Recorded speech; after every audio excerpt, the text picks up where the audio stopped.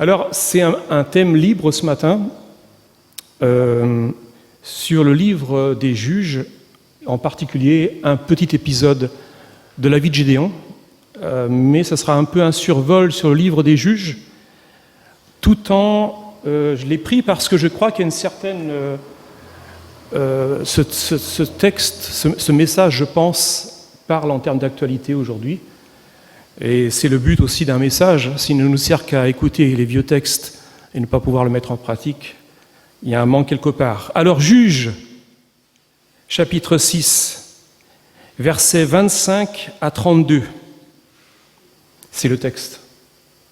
Dans la même nuit, l'Éternel dit à Gédéon, « Prends le taureau, le jeune taureau de ton père et un second taureau de 7 ans. Renverse l'autel de Baal qui est à ton père et abat le pieu sacré qui est dessus. Tu bâtiras ensuite et tu disposeras sur le haut de ce rocher un autel à l'Éternel ton Dieu. Tu prendras le second taureau et tu offriras un holocauste avec le bois de l'idole que tu auras abattu. » Gédéon prit 10 hommes parmi ses serviteurs et fit ce que l'Éternel avait dit.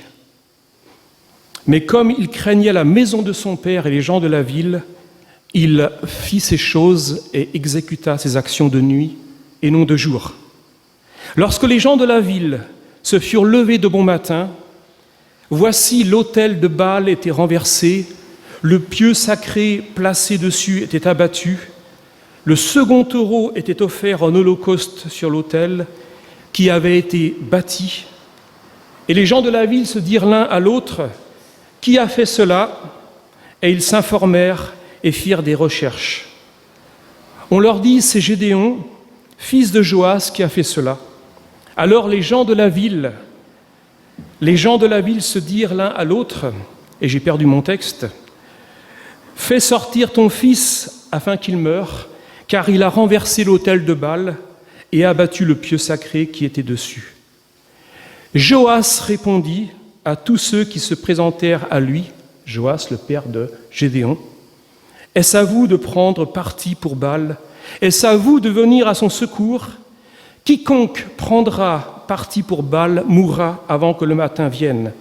Si Baal est un dieu, qu'il plaide lui-même sa cause, qu'il plaide lui-même sa défense, puisqu'on a renversé son autel. » Et en ce jour-là, l'on donna à Gédéon le nom de Jérubbaal en disant que Baal plaide contre lui, puisqu'il a renversé son autel. Ça me rappelle que les textes de l'Ancien Testament sont assez crus, pour tout dire. On se demande parfois si c'est une époque qu'on a vécue lorsqu'on lit dans la Bible.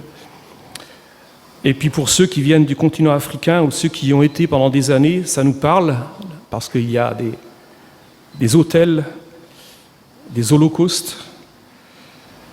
Le choix du message est porté sur le livre des Juges et bien sûr un petit épisode de la vie de Gédéon.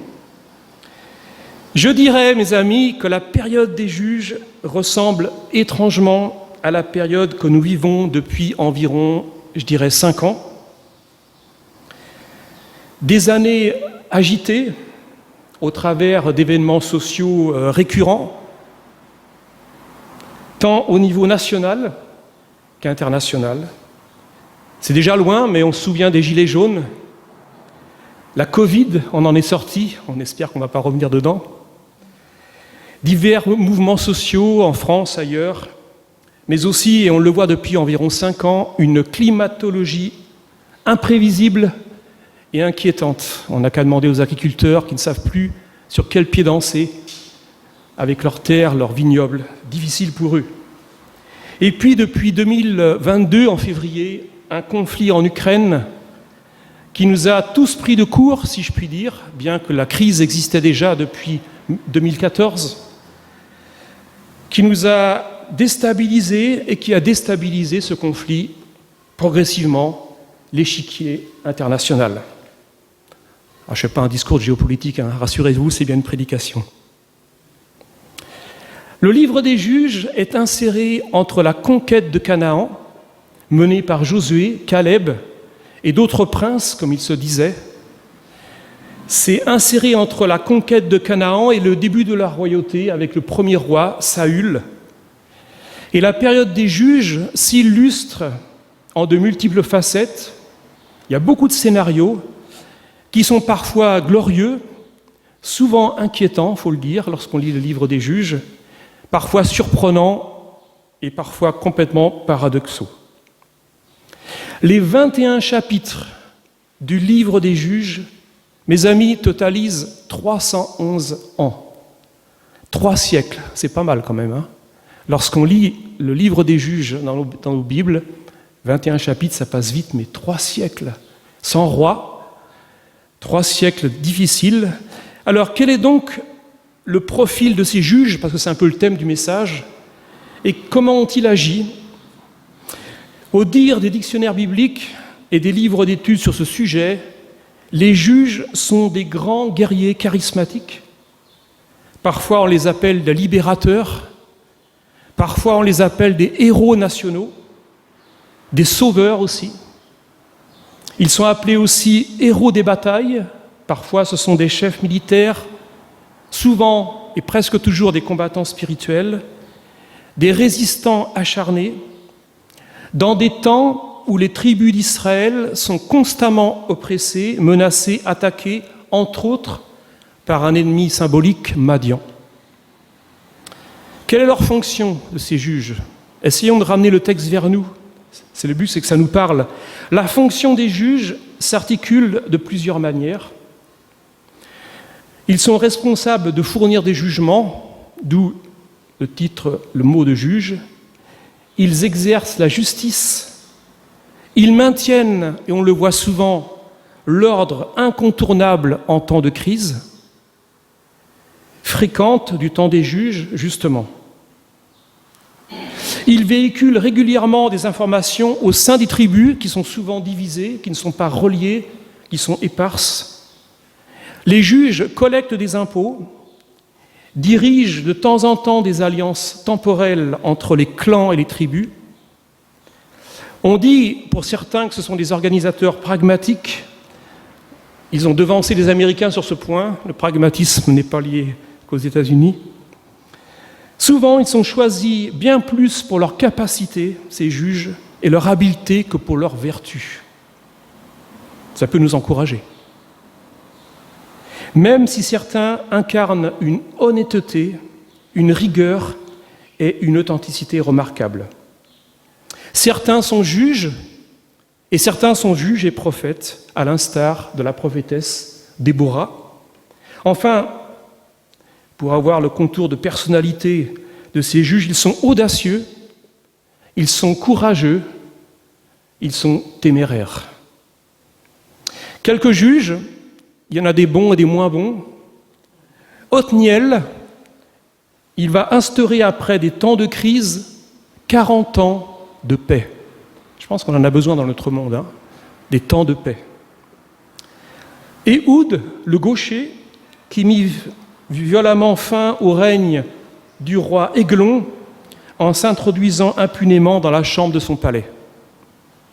Shamgar, des gens qu'on connaît moins. Déborah, justement, qui est aussi une prophétesse et qui fut juge en Israël pendant 40 ans. À l'époque, on ne parlait pas de retraite. Gédéon et le peuple fut en paix. Gédéon ou le peuple fut en paix durant toute sa vie. Abimélec, un des fils de Gédéon qui mourut lamentablement, il n'y avait pas que des réussites. Tola, juge durant 22 ans, Ibtsan, Abdon. Et enfin, un qui est décrié aussi un peu violemment, c'est Jephthé, qui était le fils d'une femme prostituée. Le dernier verset des Juges, chapitre 21, verset 25, il est dit « En ce temps-là, il y avait point de roi en Israël, et chacun faisait ce qui lui semblait bon. » J'ai envie de dire des temps des juges, des temps qui ressemblent étrangement à ceux d'aujourd'hui, où s'il y a absence de roi, il y a souvent foule de petits roitelets qui s'improvisent tour à tour sur les scènes médiatiques, parfois sur les réseaux sociaux, Il tente de convaincre, de dicter avec force, mais très souvent de façon extrêmement subjective, la conduite à tenir. Des temps, comme du temps des juges, où chacun dit à sa façon, peut-être un peu trop facilement, ce qui lui semble bon. Des temps où l'autorité ressemble peut-être un peu à un vieux manteau râpé, où, faute de contenu, reste-t-il la carte du menu. Des temps où plusieurs, dans nos milieux, parfois évangéliques, il faut le dire aussi, se sont revêtus d'un manteau dit prophétique, qui ne leur appartient peut-être pas, annonçant souvent, malheureusement, des oracles sombres, accusateurs, parfois un peu simplistes, mais ne proposant pas souvent ou très peu de perspectives encourageantes. Des temps où tenter d'incarner ce dit prophétique est souvent aux antipodes du prophétisme biblique qui, lui, est nourrissant. Des temps, dans notre société civile, où en découdre, coûte que coûte, est devenu presque une vertu cardinale. Des temps où une certaine lâcheté se manifeste, souvent protégée derrière nos écrans tactiles et d'ordinateurs. Un temps de confusion, de fracture, de division, d'opinion d'emporte-pièce, d'indépendance, de trahison parfois, d'individualisme, c'est sûr, et de délation. Mais aussi un temps de crainte que notre monde vit, notre société vit, un temps de crainte, d'angoisse, de misère par endroits, de tremblement, d'incertitude et aussi de culpabilité. En ce temps-là, il n'y avait point de roi en Israël, chacun faisait ce qui lui semblait bon, martèle le dernier verset du livre des juges. Gédéon, justement, est un de ces juges, ne soupçonnant absolument pas qu'il est à l'aube d'une victoire éclatante sur Madian, où l'Éternel lui demande instamment de réduire considérablement ses troupes, qu'il avait évaluées à 32 000. Quel étrange calcul divin! À l'instar des armées européennes en cette année 22, qui voulaient à tout prix regonfler leurs effectifs devant les menaçants du Septentrion, voilà que Dieu, à son tour, réduit une armée prestigieuse de 30 000 hommes en un groupe d'élite, une troupe de 300.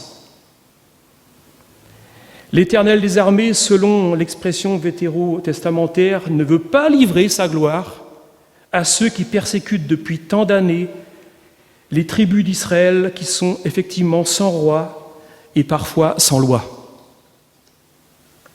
On se pose la question, dans cette réduction importante des effectifs de Gédéon, qu'il avait évalué à 32 000, descendu à 300, on se dit, mais est-ce que la logique de notre Dieu tout-puissant pose question? Dieu est-il stratégique?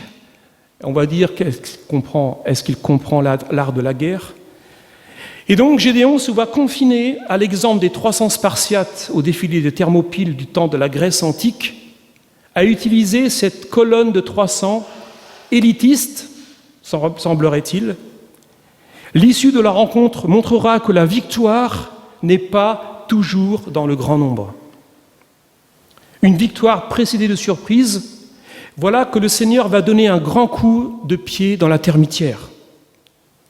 Dieu bouscule aussi sérieusement ce qu'on pratique depuis des années du temps de Gédéon, c'est-à-dire ce qui est connu de tous, l'allégeance aux Baals et aux Astartés, qui se sont introduits par là même comme une souillure dans les traditions familiales, les pratiques lévitiques et même la vie spirituelle tout simplement. Ces allégeances qui sont éloignées petit à petit et ont éloigné petit à petit une obéissance fidèle, soutenue et renouvelée au Dieu trois fois saint.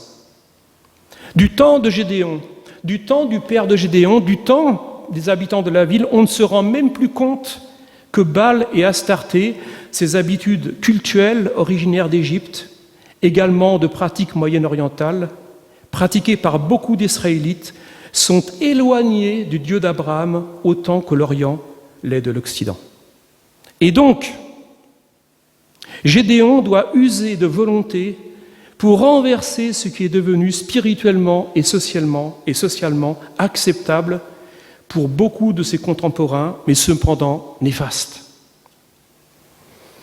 Avant de célébrer une victoire symboliquement gigantesque, parce qu'on connaît l'issue de la victoire, Dieu va obliger Gédéon à nettoyer la coupe, pour reprendre l'expression.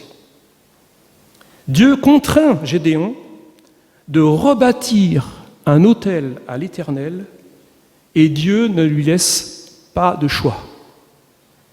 Si ce n'est de celui de retrouver ce fer de hache qu'il a perdu, son père a perdu, que les gens de la ville ont perdu, que le peuple a perdu, à l'instar d'Élisée, ce fer de hache qui est au fond de la rivière, qui est devenu émoussé, il faut donc le retrouver.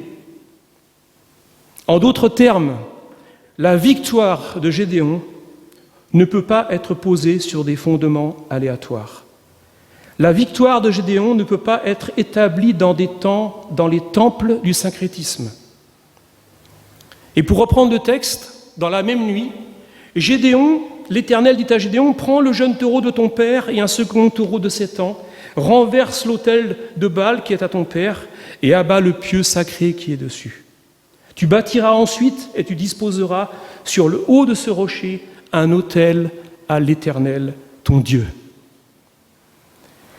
En fait, l'Éternel précède et déclare ce que l'apôtre Paul dira bien plus tard lorsqu'il enseigne dans les églises chrétiennes en disant ceci, sachant que ce n'est pas par des choses périssables, pas par de l'argent ou de l'or que vous avez été rachetés de la vaine manière de vivre que vous aviez hérité de vos pères, mais par le sang précieux de Jésus-Christ.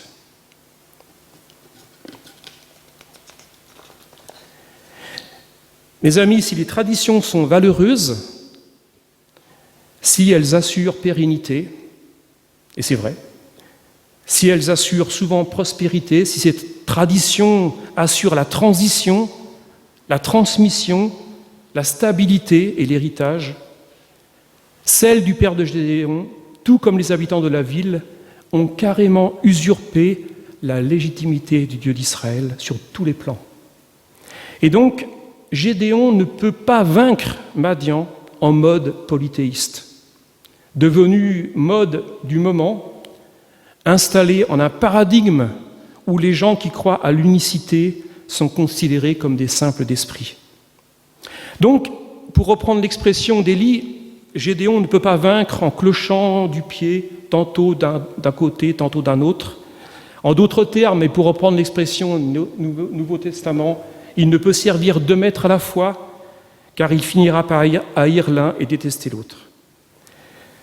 Bâtir un autel à l'Éternel résonne en une parole d'autorité donnée par Dieu, qui est incontestable, qui recentre, qui redonne un ordre établi, qui rétablit le juste paradigme, la juste vision du monde.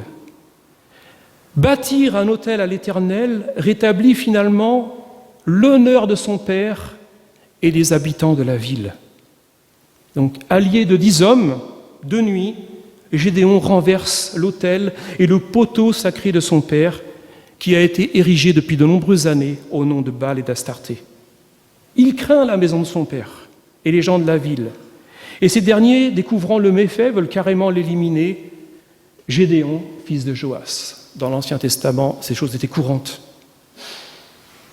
Et là, surprise générale, stupéfaction générale, son père, le père de Gédéon, contre toute attente, défend son fils et provoque Baal qu'il a lui-même adoré.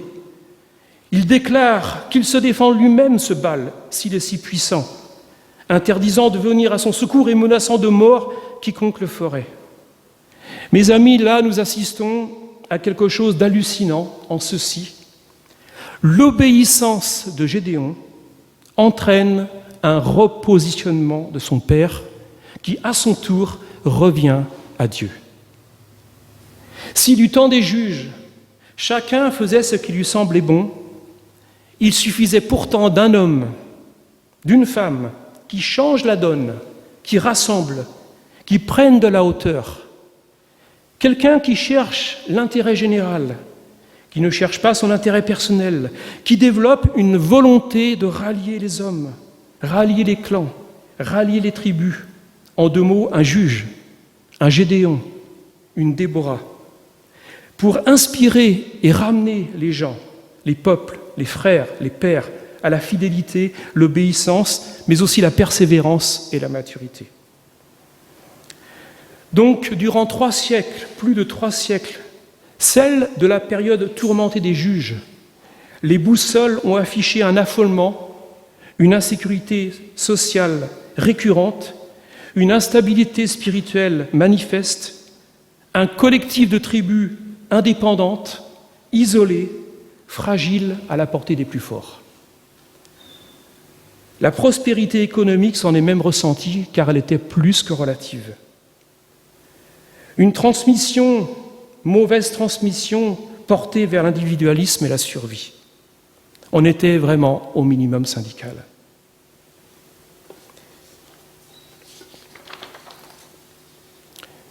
En conclusion, et à l'instar de ce survol bien rapide, au terme d'une prédication sur les juges, nous avons l'occasion en ces jours, non pas peut-être de devenir des juges, ce serait peut-être un peu archaïque, mais à l'instar de ces derniers, de se laisser inspirer et d'apporter quelque chose qui peut faire la différence. Ça peut être une pensée, une action, un dialogue, une intercession, un point de vue, une solution, un chemin, des inspirations. Les périodes d'instabilité, de crise, de précarité doivent révéler quelque chose qui ne se révélerait jamais en période paisible et pacifique. Et nous y sommes. En d'autres termes, ce sont aussi des périodes d'opportunité afin de dégager des nouvelles actions, des nouveaux projets, des nouvelles façons de faire. La victoire de Gédéon sur Madian va instaurer une ère de nouvelles. Il y aura un nouveau poteau, un nouvel autel qui sera bâti. Il y aura un après et des nouveaux départs. Ces nouveaux départs, ce sont ceux de l'espérance dans de nouvelles percées, de nouvelles avancées, aussi de nouveaux combats, mais de nouvelles victoires. Une foi renouvelée, une audace renouvelée, une créativité nécessaire et aussi, dans les temps que nous vivons, une résilience obligée. La présence de Dieu par son esprit, le bouclier de la foi, la bonne nouvelle de l'Évangile, l'épée de l'Esprit, le conseil de Dieu, la communauté chrétienne positive, le caractère de Christ en nous, en chemin, toujours, la prière et l'intercession, l'action, ce casque du salut. Toutes ces choses mises en pratique génèrent des chemins, aujourd'hui dans des déserts, vers une terre meilleure, une configuration, nous l'espérons, plus sûre, un mode de vie que nous avons tous besoin, c'est-à-dire plus respectueux, et évidemment, dans les temps qu'on vit, une résilience partagée. Tout comme nous le sommes, les juges n'étaient pas parfaits, mais leurs interventions ont changé la donne. Que cette année qui continue, 2e semestre, qui est bien entamé, une année incertaine, loin d'en connaître les issues, puisse être semée de 1000 petites pierres de lumière qui, bout à bout, dessinent les chemins de Dieu, transforment l'infiniment petit, tout comme notre collectif, afin, comme le disait Ésaïe en son temps, de rendre le pays habitable. Amen.